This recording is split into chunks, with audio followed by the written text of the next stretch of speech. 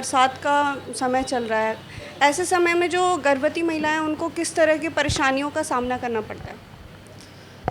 इस टाइम पे जो है मेनली खाने पीने के बारे में कुछ डाउट्स होते हैं इन लोगों को, और डिहाइड्रेशन और कॉमन कोल्ड, कफ और डेंगू मलेरिया का रिस्क ज़्यादा होता है इस टाइम पे ह्यूमिडिटी की वजह से ज़्यादा स्वेटिंग और डिहाइड्रेशन का डर होता है। तो लाइट कॉटन के कपड़े प्रेफरेबल रहेंगे। घर के अंदर ही वॉक कर सकते हैं, स्क्वाट्स कर सकते हैं, ठीक है, स्ट्रेचिंग कर सकते हैं और बहुत लाइट एरोबिक्स कर सकते हैं, डिपेंडिंग आपके प्रेगनेंसी कौन सा टाइम का है।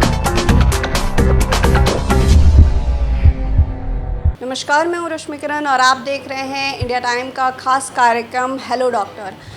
हम सभी जानते हैं कि अभी बरसात का मौसम है और ऐसे समय में जो गर्भवती महिलाएं हैं उनको काफ़ी सारी परेशानियों का सामना करना पड़ता है। इसी मुद्दे को लेकर हम सागरपुर में स्थित शकुंतला हॉस्पिटल में मौजूद हैं और हमारे साथ मौजूद है गायनेकोलॉजिस्ट डॉक्टर वर्षा। मैम, बहुत बहुत स्वागत है आपका। Thank you. नमस्ते। मैम, मेरा सबसे पहला आपसे ये सवाल है कि अभी बरसात का समय चल रहा है। ऐसे समय में जो गर्भवती महिलाएं हैं उनको किस तरह की परेशानियों का सामना करना पड़ता है?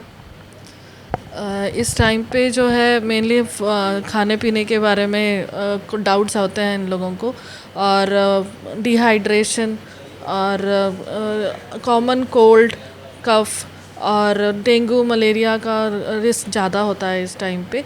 तो डिहाइड्रेशन और इन्फेक्शन से बचना चाहिए मेनली प्रेगनेंसी वाले पेशेंट्स को इस टाइम पे, मानसून के टाइम पे। किन किन बातों को उनको ज़्यादा ख्याल रखना चाहिए इस समय में? सबसे पहले अपने हाइड्रेशन पे ध्यान रखें।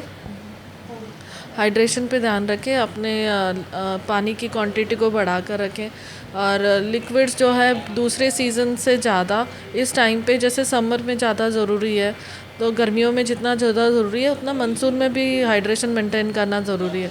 अगर वो नारियल पानी को अपने रूटीन में इंक्लूड कर लो तो ज़्यादा अच्छा है।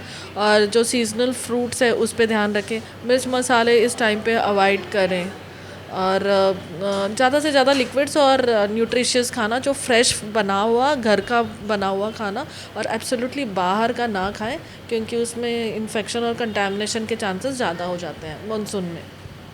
और सबसे जैसे बाहर के खाने का लेकिन मन कर रहा है लेकिन वो नहीं खा सकते हैं, तो उसका क्या है? उसका बेस्ट सोल्यूशन है कि जो जहाँ बाहर अवेलेबल है वो घर में बनाकर ले लें, क्योंकि आप श्योर ही नहीं हो कि बाहर का कंटामिनेशन कितना है, पानी कैसा है, वो मटेरियल कैसा है। जब आप खुद अपने हाथों से बनाओगे तो पानी और जो भी आप चीज़ें यूज़ कर रहे हो उसके बारे में आप श्योर हो, और वो सेफ़ है और हेल्दी है, क्लीन है और हेल्दी है। ये मौसम हम सबसे ज़्यादा ह्यूमिडिटी वाला होता है और कपड़े को भी लेकर काफ़ी सारे दिमाग में बातें होती है कि किस तरह के कपड़े पहने जिससे कंफर्टेबल हो, क्योंकि ह्यूमिडिटी जो होती है वो बर्दाश्त करने लायक नहीं होती है। तो ऐसे समय में किस तरह के कपड़े उनको ज़्यादा प्रेफर करने चाहिए? इस टाइम पे ह्यूमिडिटी की वजह से ज़्यादा स्वेटिंग और डिहाइड्रेशन का डर होता है। तो लाइट कॉटन के कपड़े प्रेफरेबल रहेंगे अगर वो यूज़ करो तो। और इसके साथ मैं ऐड करना चाहती हूँ कि 2 बार बाथ ज़रूर लें ना, जो शावर जो है 2 बार लें, ताकि जो भी स्वेटिंग के वजह से जो फंगल इन्फेक्शन का डर बढ़ जाता है तो वो कम हो जाएगा। और नहाने के बाद ज़रूर अपनी स्किन को ड्राई करें, और भी ज़्यादा वो फंगल से बच सकते हैं इस टाइम पे, जो रिस्क है इस टाइम पे।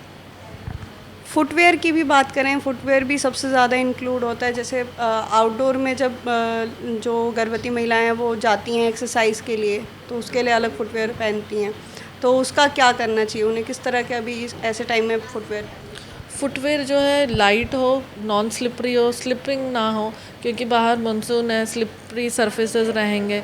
तो वो फ्लैट और नॉन स्लिपरी ना फिसलने वाले फुटवेयर यूज़ करें। प्लास्टिक के ना यूज़ करें, जिसमें ग्रिप ज़्यादा बन जाए सरफेसेस के साथ, वैसे यूज़ करें। और बेटर है कि अवॉइड करें वो आउटडोर एक्सरसाइज, इंडोर पे ज़्यादा ध्यान दें। इंडोर एक्सरसाइज में किस तरह की वो एक्सरसाइजेस ज़्यादा कर सकती हैं? कुछ अपनी गायनेक के साथ कंसल्ट करके प्रीनेटल योगा होता है, बहुत ज़्यादा लाइट वाले योगास होते हैं, योगा पोजेस होते हैं जो प्रेगनेंसी में रिकमेंडेड है, तो वो करें। और घर के अंदर ही वॉक कर सकते हैं, स्क्वाट्स कर सकते हैं, ठीक है, स्ट्रेचिंग कर सकते हैं और बहुत लाइट एरोबिक्स कर सकते हैं, डिपेंडिंग आपकी प्रेगनेंसी कौन सा टाइम का है, कौन से टाइम पे चल रहे हैं आप। हाइजीन की अगर बात करें तो उसके लिए आप क्या कहेंगे, किन बातों को हमें ध्यान रखना हाइजीन के लिए मैं ऑलरेडी बता दिया था कि 2 बार शावर ज़रूर लें और अपने पोस्ट शावर अपने नहाने के बाद अपनी स्किन को ज़रूर ड्राई करें, ताकि वो फंगल इन्फेक्शंस इस टाइम पे बहुत प्रिवलेंट है तो वो ना है। और आसपास की अपनी ही सफाई नहीं और आसपास की सफाई रखना भी ज़रूरी है, ताकि इस टाइम पे डेंगू और मलेरिया के मॉस्किटोज़ का फेस्टिवल होता है और इनकी ग्रोथ इस टाइम पे ज़्यादा होती है, तो दोनों चीज़ों का ध्यान रखना पड़ेगा। ये जो कुछ भी आपने बताया, कपड़े और ये फुटवियर का और खाने पीने का, शुरुआती अगर टाइम जो महिला इस मौसम में अगर प्रेग्नेंट होती है तो उनके लिए क्या कुछ बातें हैं जो प्रिकॉशंस उनको रखनी चाहिए? अच्छा, अर्ली प्रेगनेंसी के लिए भी अगेन अपने वो हाइजीन पे ध्यान रखें और बाहर का फूड तो उनके लिए भी बाहर का खाना तो उनके लिए भी अवॉइड करना है, क्योंकि इन्फेक्शन तो हर जगह पर है। तो और सीजनल फ्रूट्स का है उनके लिए जो जनरल प्रिकॉशंस है फर्स्ट 3 मंथ्स के, वो ध्यान में रखना है। और जो भी मैंने अभी तक बताया है वो सारा कुछ उनके लिए भी लागू होता है, अर्ली प्रेगनेंसी के लिए भी है। तो जैसा कि आपने देखा कि हमने काफ़ी सारे सवाल मैम से पूछे हैं और इन्होंने काफ़ी सवालों के बहुत ही बेहतरीन जवाब दिए हैं। अगली बार और भी किसी टॉपिक पे हम ज़रूर आएंगे और बात करेंगे। कैमरा जर्नलिस्ट दुष्यंत के साथ रश्मि, इंडिया टाइम 24 न्यूज़। खबरों से खबरदार रहने के लिए चैनल को सब्सक्राइब करें और प्रेस करें बेल आइकन।